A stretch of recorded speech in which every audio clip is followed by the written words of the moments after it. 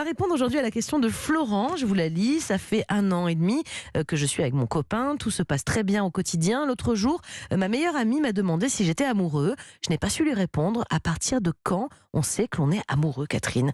C'est quoi être amoureux d'ailleurs? Est-ce qu'il y a une définition? Est-ce qu'on sait le qualifier?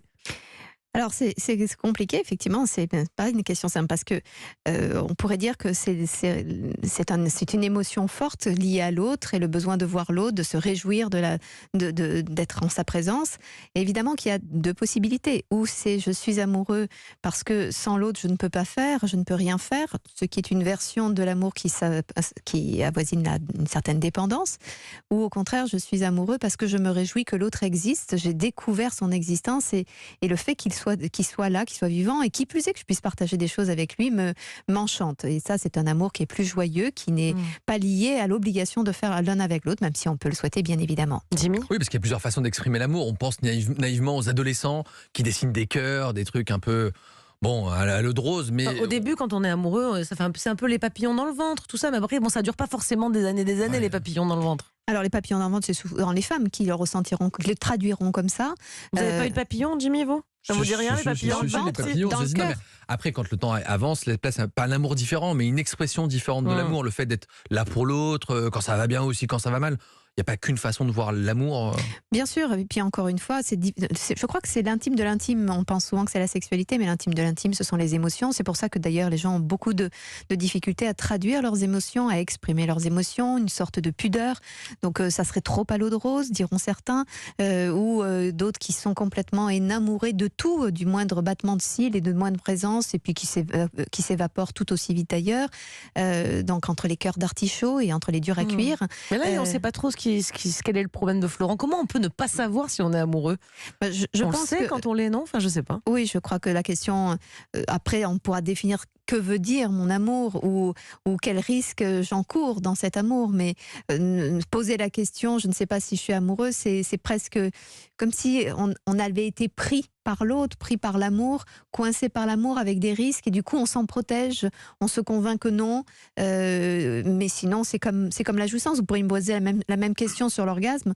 Qu'est-ce que c'est que l'orgasme? Quand est-ce qu'on sait qu'on le vit? Quand on le vit, on le sait. Ouais, et c'est tout. S'il pose la question, c'est que c'est pas le cas, il doit pas être amoureux. Ou qu'il a besoin de s'assurer que ce qu'il ressent est légitime et qu'il pourra l'exprimer.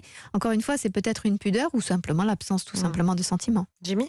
Par exemple, hier, il y avait PSG-OM à la télévision et étant donné que j'aime ma femme, je lui ai dit non mais je ne regarderai pas le match pour toi. Est-ce que il a ça c'est une senti que ça preuve partait d'amour? mal, il a éteint la télé. Ouais. Mais non, mais est-ce que quand on laisse les autres choses au profit de la personne, c'est le début de l'amour? Est-ce que c'était une preuve d'amour que de ne pas regarder le match d'hier? Non, c'était juste que vous saviez très bien comment ça allait finir. Ou de masochisme.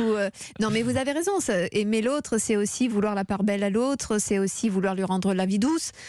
Donc c'est aussi ça, mais on peut aussi, hors cadre, là, on peut avoir du plaisir à être ensemble et à s'aimer profondément les uns et les autres, qu'on sent qu'on parle d'amour au sens amoureux du terme et qu'on veille les uns sur les autres. Donc c'est au sens large. Je pense qu'effectivement, donner de la valeur à l'autre, c'est aussi s'oublier de temps en temps un peu. Oui. Alors si pour Jimmy, mettre le PSG au second plan, c'est un signe d'amour, est-ce que quand on devient... Si le PSG était la maîtresse, alors on fout la maîtresse à la porte au bénéfice de la femme. Alors c'est une façon de voir les choses. Quand on devient un peu jaloux, un peu possessif peut-être, en tout cas, est-ce que ça c'est un signe d'amour?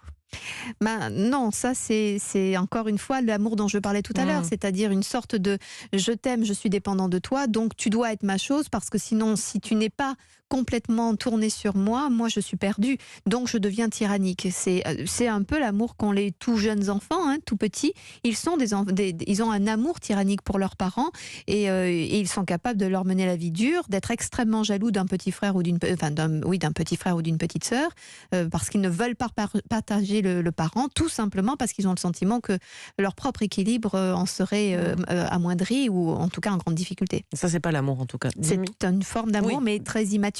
Est-ce que le coup de foudre, c'est le fait d'être amoureux? Est-ce que c'est deux choses identiques? Alors le coup de foudre, tout le monde, d'abord, on peut être très amoureux, on peut être dans une situation énamourée sans jamais avoir ressenti le coup de foudre, puisque comme son nom l'indique, c'est un coup de foudre. C'est brutal. C'est brutal et ça peut passer tout aussi brutalement.